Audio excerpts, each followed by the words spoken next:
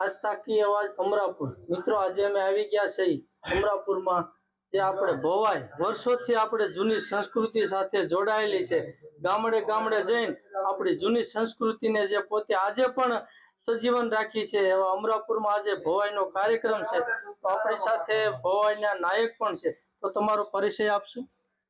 મારો પરિચય આપું તો અમારી આ સંસ્થા છે શ્રી ભગવતી આશ્રિત નકળંગ ભવાઈ મંડળ, જેના મૂળ નાયક જે સંસ્થાના સ્થાપક છે જંતીલાલભાઈ અને બાબુલાલભાઈ. હું એમનો દીકરો, મારો નાનો ભાઈ રાજુભાઈ, મારું નામ અમુભાઈ. અને આ ભવાઈના ક્ષેત્રની અંદર મારી 11 વર્ષની ઉંમરથી જોઈન્ટ થયેલો છું. સરસ ભાઈ વાત કરી કે પોતે 11 વર્ષના નાના ઉંમરથી પોતે આ સંસ્થા સાથે જોડાયેલા છે, તો બીજું કે આજે તમે ભવાઈની અંદર ક્યાં ક્યાં તમે નાટકો ભજવો છો? જુઓ, નાટકો અત્યારની રીતે નાટકો, પણ જૂની ભવાઈના વેશો જેવા કે ઝંડો, પૂરબીઓ, લાલ બટાવ, છેલ બટાવ, કજોડા, વણજારા, મયારી, કૃષ્ણ લીલા, આ બધા જૂની ભવાઈના વેશો. બરોબર. એમાં પણ અમે ખૂબ જાણીતા છે. અને હાલમાં ભજવાતા નાટકોમાં સમ્રાટસિંહ હર્ષ, જય ચિત્તોડ, પિતૃભક્ત શ્રવણકુમાર, સત્યવાન સાવિત્રી, રામરાજી લવકુશ, જેસલ તોરલ, રાજા ભરથરી, હરિશ્ચંદ્ર તારામતી, ઓરસાવાળો રાખનું રતન, આવા અનેક નામી અનામી નાટકો અમે ભજવીએ છીએ.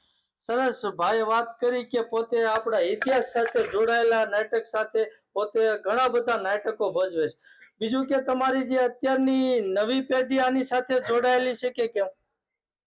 નવી પેઢી હવે નથી આવતી. અમે જે રીતે આવતા ને અમારા માતા પિતાએ અમને આ ધંધાની અંદર જોઈન્ટ કર્યા એ રીતે અત્યારે નવું અમારી જે પેઢી છે એ એજ્યુકેશનને બહુ માને છે. પછી આ ધંધો છે એ અમારા હાથમાં સ્વતંત્ર નથી, સમાજને સોંપેલો ધંધો છે. બરોબર. પરતંત્ર છીએ અમે, સ્વતંત્ર ક્યાંય નથી. ગામની અંદર કાંઈ પણ આવરણ હોય તો અમારો કાર્યક્રમ ન થાય, ગામની અંદર કુસુમ હોય તો અમારો કાર્યક્રમ ન થાય, ગામની અંદર સંપ હોય, શાંતિ હોય, એકતા હોય તો જ અમારા ભવાઈના પ્રોગ્રામ થાય. અને ભવાઈનું સર્જન 1353 માં થયેલું છે. 1353 થી અત્યાર સુધી ભવાઈ જીવન છે અને એ ગામડાના પ્રતાપે છે. ભવાઈ મનોરંજન છે ગામડાનું છે, શહેરનું મનોરંજન નથી. શહેરમાં તો ગવર્મેન્ટના કાર્યક્રમો આવે ત્યારે અમે પ્રોગ્રામ કરવા જાય, અને 3-4 રાષ્ટ્રોમાં પણ અમે પ્રોગ્રામ કરેલા છે. સરસ ભાઈ વાત કરી કે ગામડાની સાથે જોડાયેલું પોતાનું ભવાઈ છે. બીજું કે તમને માતાજીએ કીધેલું કે કળિયુગમાં ભવાઈ હવાઈ થાય, એની વિશે શું છે? એ બહુ પ્રાચીન ઇતિહાસ છે અમારો. જે વખતે અમારા વડવા, અમારા મૂળ પુરુષ જેણે ભવાઈની સ્થાપના કરી એવા અમારા વડવા, જેમનું નામ હતું અસાયત શ્રીધર ઠાકર, જેમણે ભવાઈના 360 વેશો લખેલા, એમાંથી અત્યારે જૂની ભવાઈના જૂજ વેશો ભજવાય છે. એ વખતે જોગમાયા પાસે બેહી અને પોતે માતાજી પાસે આરાધના કરી, વિનંતી કરી અને માતાજીએ ભવાઈનો ધંધો આપ્યો. એમાં ચૂડી, ચાંદલો, ભૂંગળ આ વસ્તુ પ્રસાદી રૂપે આપી કે આ વસ્ત્રો તારા શરીર ઉપર ધારણ કરી અને ગામડે ગામડે તું લોકોને મનોરંજન પૂરું પાડ. એટલે ભવાઈ, ભવ એટલે મહાદેવ, આ એટલે ઉમૈયા, શિવ અને શક્તિ, એવી રીતે આ ભક્તિ રૂપી ભવાઈ છે.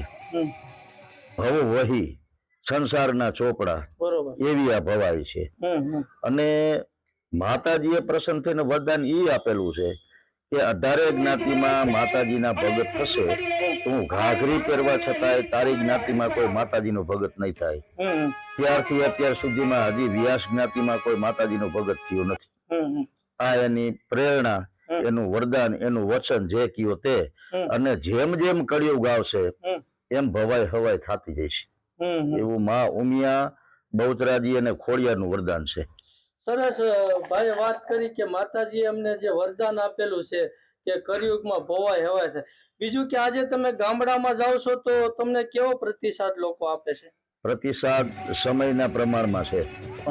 જે વખતે સસ્તાઈનો યુગ હતો એ વખતે ગમે તે કાર્યક્રમ કરવા કોઈ પણ ગામની અંદર જાય એટલે મેન જે આગેવાનો હોય એના બોલ, મોટા બોલ એટલે 5 રૂપિયાના ગણાય. હા હા 5 રૂપિયાનો મોટો બોલ થતો તો અત્યારે 5000 ના બોલ થાય છે હા હા મેન આગેવાનોના. એટલે સમાજના પ્રમાણમાં જે સ્તરમાં વધતું ગયું એ પ્રમાણે ભવાઈની આવક તો છે જ. ઉપરાંતમાં અમારા હકના ગામ હોય, હા અમારા મોરબી વિસ્તારમાં, રાજકોટ વિસ્તારમાં, ગોંડલ વિસ્તારમાં જેટલા અમારા વ્યાસોના મકાનો છે એ ગામડે ગામડે વ્યાસને હકની રમત મળે, જેને અમે ડાયરો કહી. હા હા એટલે જેવું ગામ, જેવા ગામના યજમાનો, જેવા ગામના વ્યાસ, જેમની યજમાનોની વ્યાસની રેણી કેણી એ પ્રમાણે એને લાભ મળે. એમાંય આ સમયમાં કોઈ પણ ગામમાં કોઈ પણ વ્યાસને 1 લાખ, 1.5 લાખ, 2 લાખ થી ફાળો ઓછો રહેતો નથી. પેલી રમત અમારી હકની હોય, બીજી રમત અમારા મંડળની હોય, જેને અમે પંચની રમત કહી. બીજે દિવસે જે કાંઈ ફનફોડો થાય એ સમૂહમાં, પેલે દિવસે થાય ગામના વ્યાસનો એકલો. એટલે પહેલેથી જે સ્તર હતું એ પ્રમાણે મોંઘાઈ જેમ જેમ વધતી ગઈ એમ જજમાનો અમને વધારે આવક કરતા ગયા છે અને સારો પ્રતિસાદ મળે છે. સરસ ભાઈ વાત કરી કે ગામડામાં પણ અત્યારે અમને સરસ મજાનો આવકારો મળે છે. બીજું કે તમે કોઈ આમાં દાન ધર્માદો એવું કઈ કરો છો? જરૂર. અમે અમારા મોરબી વિસ્તારના આમ તો અસલમાં 14 મંડળો હતા, અત્યારે 4 થી 5 મંડળો છે. અને અમારા વ્યાસ જ્ઞાતિની ખરેડા ગામની અંદર, મોરબીની બાજુમાં, મોરબીથી 22 કિલોમીટર દૂર આવ્યું ખરેડા ગામ, ત્યાં અમારા આખી જ્ઞાતિની એક નકળંગ દાદાની જગ્યા છે. અને જેમ આપણે સત્તાધારમાં, પરબમાં, વીરપુરમાં ટુકડો અપાય છે એમ અમારા નકળંગ દાદાની જગ્યામાં ટુકડો ચાલુ છે. એટલે અમે 5 મંડળ સત્તાધારનો રાસ ગાય અને અમારા નકળંગ દાદાની જગ્યા માટે ફનફાળો ઉઘરાવી. એટલે ઈ ફનફાળામાંથી પછી પૈસા અમે એ રીતે કાઢી, જે ગામની અંદર જે ભંડોળ થયું હોય 5 રૂપિયા કાઢી નાખવાના. બરોબર. આ અમારો નિયમ. પછી કોઈ એમ કે અમારે ગૌશાળાના લાભાર્થે પ્રોગ્રામ કરવો છે એટલે અમે અમારું ચાર્જ નથી કહેતા. ફૂલની પાંખડી જે આપી અમે સ્વીકાર લઈ છીએ. એવી રીતે કે ધર્માદાનો ગાયુંનો ફાળો હોય, કે રામજી મંદિરનો ફાળો હોય, કે કોઈ બેન દીકરીને લગ્ન કરવા હોય, ગરીબ માણસની દીકરીઓને એને પ્રોગ્રામ એના લાભાર્થે કરવો હોય તો અમે ફ્રી ઓફમાં કરી આપી છીએ. સરસ પોતે વાત કરી કે ધર્માદો સાથે પણ અમારે જે ભવાય છે એ પણ અમે જે અમારે સમાજ સાથે જોડાયેલા છે બધા જ વર્ગો સાથે જોડાય અને અમે ભવાઈનો કાર્યક્રમ કરીશ. આસ્થા કી અવાજ, અમરાપુર.